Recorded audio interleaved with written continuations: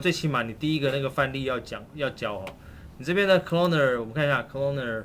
哦，对，第一个是 taper 啊 ，taper 看你要不要旋转啊，刚刚有讲嘛，这个就是这个旋转嘛，对吧？所以你就是自己去选 taper， 然后去转的时候记得要点 coordinate， 哦，这一定要注意哦。还有上次有跟你讲过，这个软体如果你这样点的话，是什么东西都会跑出来，所以你要注意你现在标签是哪一个，一定要注意哦，标签是哪一个，下面对应属性。好，再来就是呢，你的那个 taper 可以去调它的大小，所以它的大小应该是 taper 里面的什么？这边会有一个 size XYZ 哦 ，size XYZ， 然后它的强度，那其实它这个曲度也是可以调啊，蛮好玩的，有没有？对吧？这个蛮有趣的。然后另外我们现在去看它的那个球状的变形工具哦，球状的变形工具是这个 Spherify。可以把它拉进来，拉进来以后呢 ，Spherify 理论上应该又是老地方，在 Taper 下面，因为它一定是一个顺序嘛，所以这个 Spherify 应该是在 Taper 结束以后再执行。哎呀 ，No，Control Z Spherify， 这样子 ，Taper 可以拉上去吗？哦，可以，好，所以就有一个顺序在嘛 ，Taper 先，然后再 Spherify， 应该。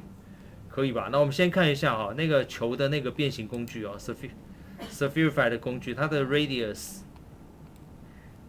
在这里，变形工具在这里，然后再来是它的 strength， 你可以先调大一点，然后试试看它移动的时候是这样子，把它圈起来 ，OK， 圈起来以后，再来就是要套一个 random effector。套 random effector 的时候，我是在 Spherify 里面吗？我看一下哈 ，random effector 其实应该在 cloner 里面就可以了啦。去 MoGraph 在哪里 ？MoGraph OK 看到了 effector 里面的 random effector， 所以这边呢去看一下你 cloner 里面的这个 effector 啊，它有 sound 跟 random， 然后记得就是注意一下。它有没有真的都放进去？那顺序应该是这样子，是 OK 的，有 sound 跟 random。这边，不过我的参数应该都还没调哎，调什么呢？我看一下它的 random effector 先点到以后，先看它的 position， 它这边是不是我看啊 ，color mode random， 所以这边先设它的 position 是0，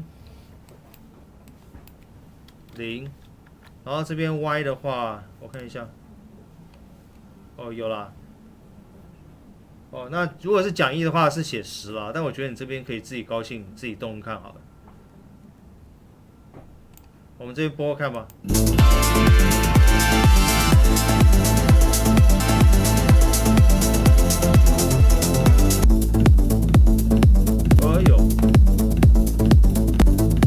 有点过头了。